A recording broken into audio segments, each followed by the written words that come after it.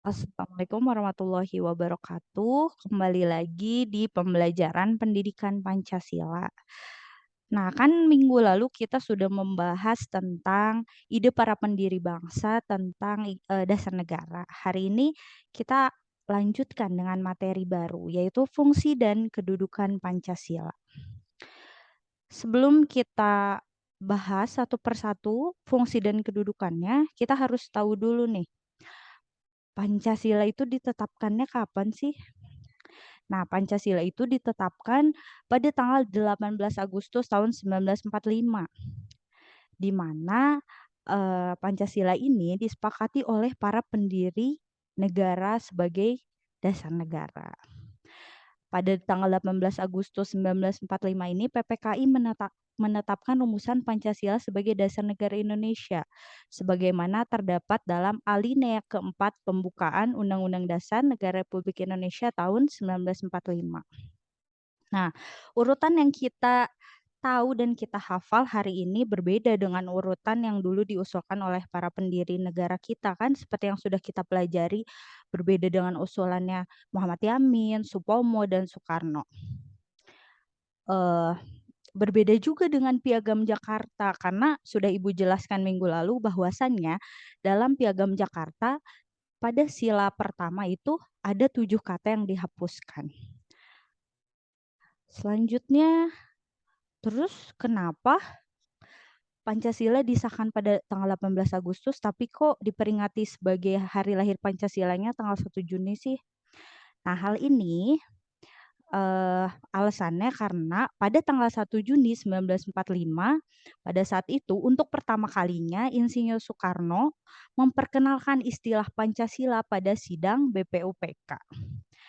Awalnya namanya enggak Pancasila kata Soekarno, Pancadharma aja, tapi atas usulan sahabatnya yang ahli bahasa, Pancadharma yang diusulkan Soekarno dirubah menjadi Pancasila karena istilah Pancasila ini lebih lebih, eee, lebih apa ya, lebih dapat gitu ya, dan akhirnya disetujui oleh Soekarno.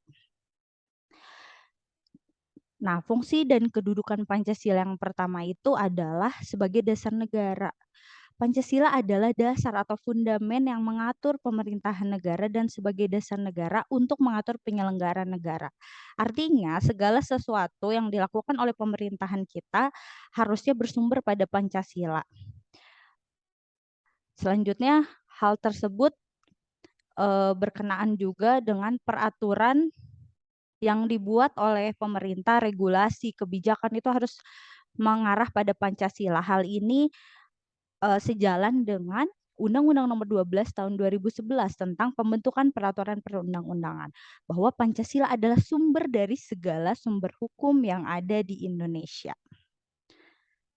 Berbicara tentang Undang-Undang Nomor 12 Tahun 2011, kita pasti akan eee, membahas tentang ini nih, hierarki peraturan perundang-undangan di Indonesia. Ada undang-undang dasar, ada ketetapan MPR, ada undang-undang atau perpu, ada peraturan pemerintah, ada peraturan presiden, peraturan daerah, provinsi, dan yang terakhir peraturan daerah kabupaten kota. Indonesia juga menganut yang namanya Steuvenbau teori, di mana norma hukum yang lebih rendah itu harus berpegang pada norma hukum yang lebih tinggi.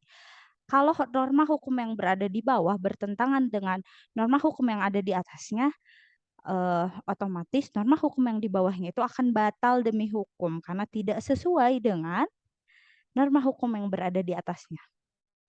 Oke, Ibu rasa cukup pembelajaran hari ini, nanti minggu depan kita akan lanjut ke fungsi dan kedudukan yang selanjutnya.